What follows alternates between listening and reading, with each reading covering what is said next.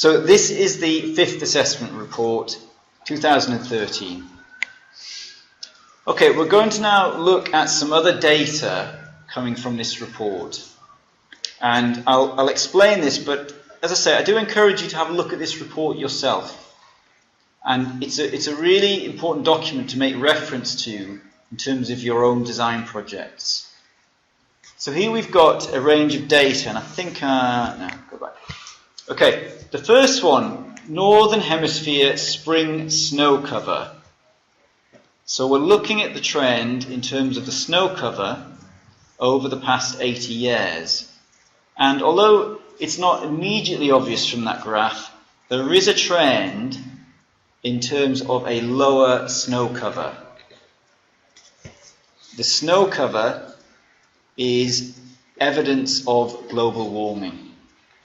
The other impact of reduced snow cover is because the colour of the snow reflects the solar gain.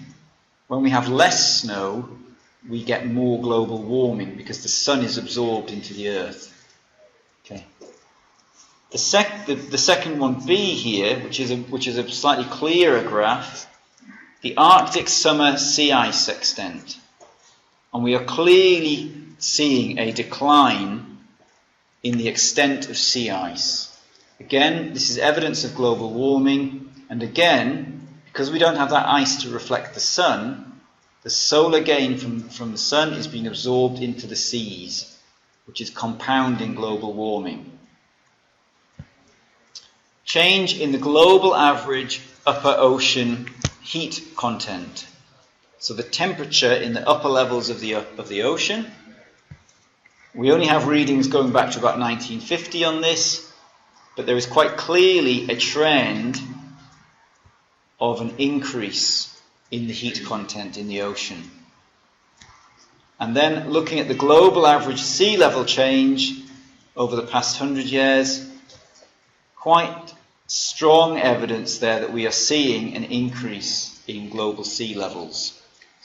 So, although various people, various governments have sometimes tried to kind of deny the evidence for global warming, the IPCC are saying that the evidence is definitely supporting global warming. Okay, so looking at some of the definitions. As I said earlier, because we're now working with predictions, so we're looking at future predictions here, this is based on a huge range of simulations and predictions. And so with any prediction, you have to consider the probability of that prediction being correct.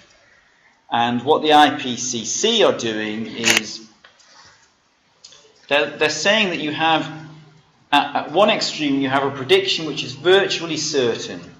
So 99 to 100% probability that that is correct. We have very likely, 90 to 99%. We have likely in 66 to 90%. And we have about as likely as not likely in that middle area. So any prediction can have a range of certainty. Now obviously you need to work with the correct certainty. You wouldn't make significant changes based on an exceptionally unlikely probability. Okay, now if we start to look at some of the predictions, and I'll zoom into this in a moment, what the IPCC are doing is they're looking at the phenomena and they're assessing the likelihood of that change. So if we zoom in on one here, increase in intensity and or duration of drought. So what they're saying is that on a global scale, this is likely. So we go back to our percentages. We're saying that's in the sort of 66 to 90% probability.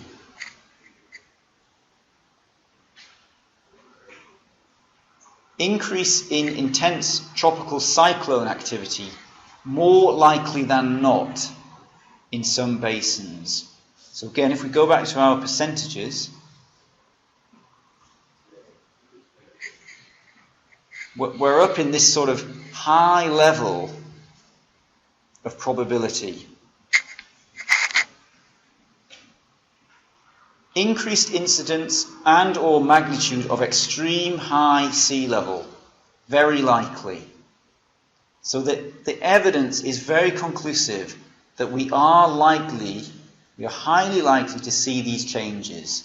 And I think if you follow the news, anecdotally, you probably would think, well, we're clearly seeing this because we're seeing increased instances of drought, of hurricane, of floods.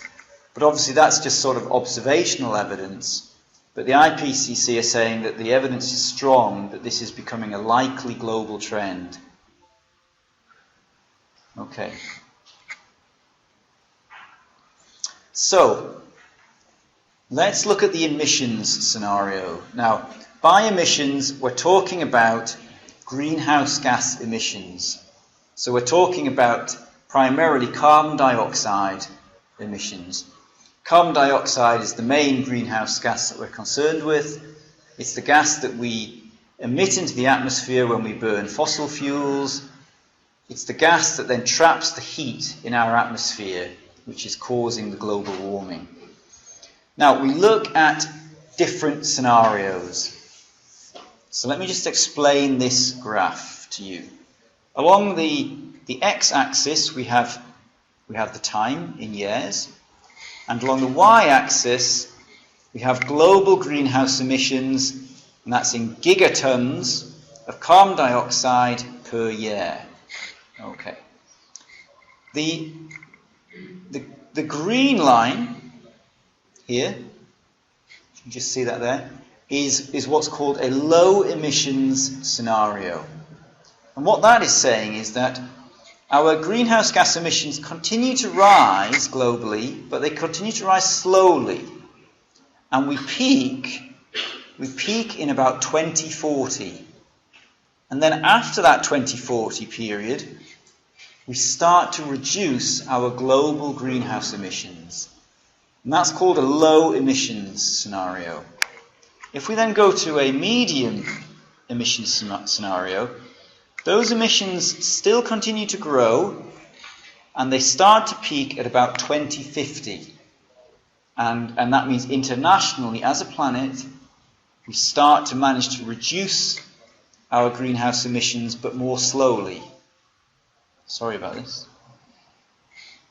Then the high emissions scenario is an emissions scenario where we just continue to increase our emissions. We continue at a steady rate until 2050. We gradually slow it down, but there's no decrease all the way through to 2100. Okay? Now, the dotted line is a very sort of optimistic scenario which says that globally we peak our emissions in 2016, 2 years' time, and we drop those emissions significantly. The reason it's dotted in is because nobody thinks that's very likely. Okay, so just for the moment, let's just think about the low, medium, and the high scenarios. And what we then do is we look at the impact on some key statistics based on the low or the high or sometimes the medium scenarios. So for a more UK-based perspective, obviously more interesting to people in the UK, looking at overheating in the UK. So we're looking at offices in the UK. The light blue is the percentage of overheating during the occupied hours of that building. The dark blue is the percentage of the overall hours. The reason they're different is because in an office building, we primarily occupy that office building during the day. During the day is when the sun is out, and that's when we experience overheating. So, let's just have a quick look. Let's go to 2020. So here, okay, 2020. Looking at a low emissions scenario, we are predicting a 5.33% of hours annually overheating. So that means all those offices around the UK, in London, 5% of the time it will be overheating. That's based on a low emissions. Now for 2020, the high emissions scenario is not so different. Okay, now let's just jump ahead and let's jump to 2080. So we're looking quite far into the future. Low emissions scenario, 13.45% of the hours of those buildings throughout the year will be overheating. If we look at the high scenario, high emissions scenario, 30%.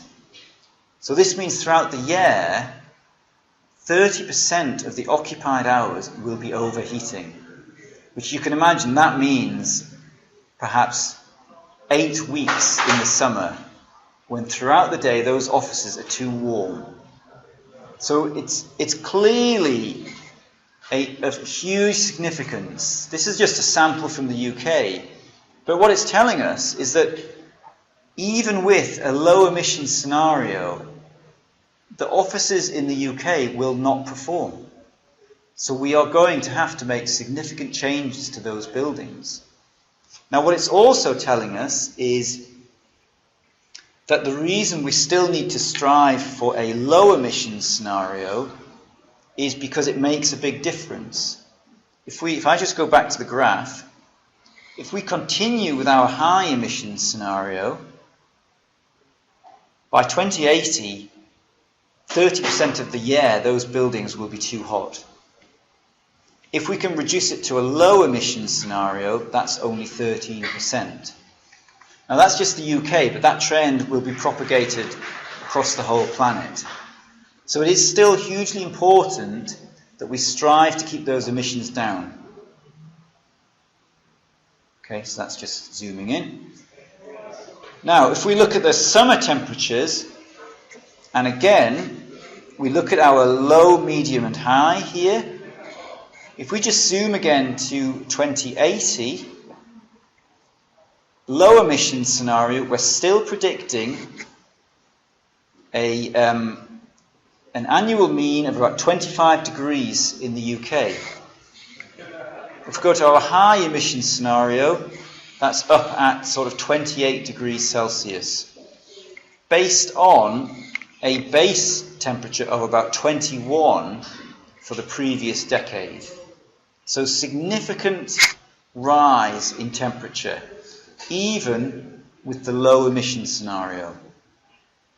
So, that's all very sort of gloomy predictions, I'm afraid. So what's the role of the design team and the architect?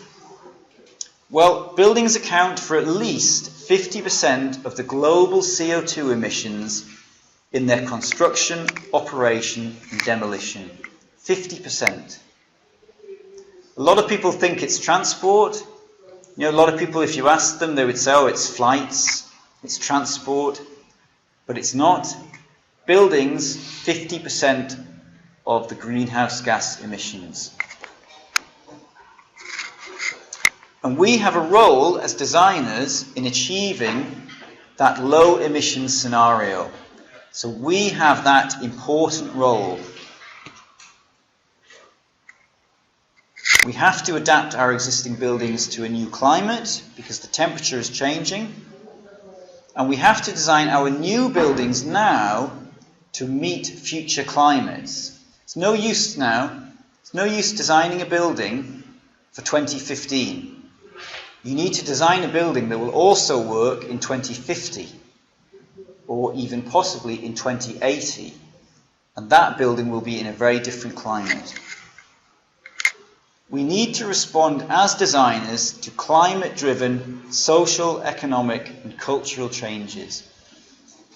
The important thing here is that change in climate is not just impacting on buildings, it will impact on the whole planet socially and economically. So it will have huge, significant changes. Now, we can't predict what those changes will be yet, but we just know there will be huge changes.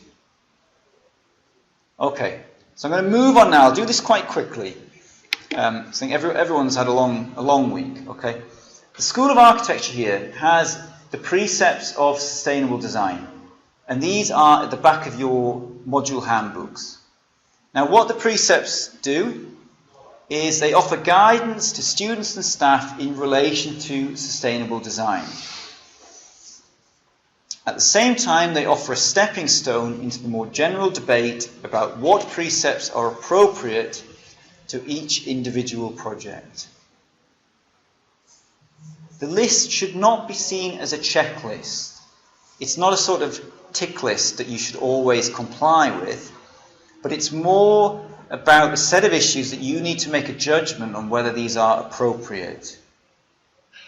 So first, sustainable communities. We need to understand architecture in the broader context of sustaining regions, settlements and places, taking account of all the communities that live there and their needs. Now, I'm not going to go through all of this because you can read it yourself, but the important thing there is that architecture is not sustainable if it's not meeting the needs of the community. If you design a building which nobody wants to use, that's not sustainable because that building will be knocked down in 5 years' time. So that's very important there about meeting the needs of communities. Low carbon design or positive carbon capture. Now, this is probably the most sort of obvious precept of sustainable design. Certainly for those students in the SAS course, this is a high priority of your work throughout the year. So we're looking to design our buildings to minimize energy loss and so to minimize the carbon emissions. Okay, very simple idea, but very complicated to achieve. Now, the building simulation module, for those who are taking that, concentrates throughout the whole module about how we can design our buildings to perform better so that the carbon dioxide emissions are lower. Positive carbon capture is talking about the way we can work with materials to actually remove carbon dioxide from the atmosphere. Design healthy buildings. Understand how to design buildings that increase people's sense of well-being and positively enhance their health where possible. So again, we're talking about buildings which are loved by the people who use them, they are well used, they are accessible. Because again, a building is not sustainable if people don't want to use it. Use resources sustainably. Develop an awareness of where resources come from and where they should end up. So we're talking about the use of materials in design. And I mentioned the 50% of carbon dioxide emissions coming from buildings. In terms of the use of the planet's resources, buildings are using about 48%. So not only are buildings producing carbon dioxide, they are consuming the planet's resources, 48% of the planet's resources. Because buildings are big. Buildings are big, they're made of lots of things. So they are really using the resources of the planet. Okay, there's a lot more detail there, I'll let you read that yourself. Improve biodiversity and ecosystems. Develop an awareness of how architecture can positively enhance and regenerate natural processes in relation to ecology of the site, promoting biodiversity, replacing lost green space, and so on. So, understanding that our buildings have a relationship to the ecosystems of our planet. If we continue destroying ecosystems, then all of those kind of species and plants and forests that are important to the overall cycle on Earth will be destroyed and lost. So, another important precept. Okay, so that was just a very brief summary of the precepts. As I say, they're at the back of the module handbook, so I encourage you to spend some time reading through those. Throughout the year, when you're designing, when you're working on your design projects, keep looking at those precepts. Keep asking yourself the question, is my project addressing these precepts? I think you'll find that very helpful. Okay, that's all. Anybody like to ask any questions now?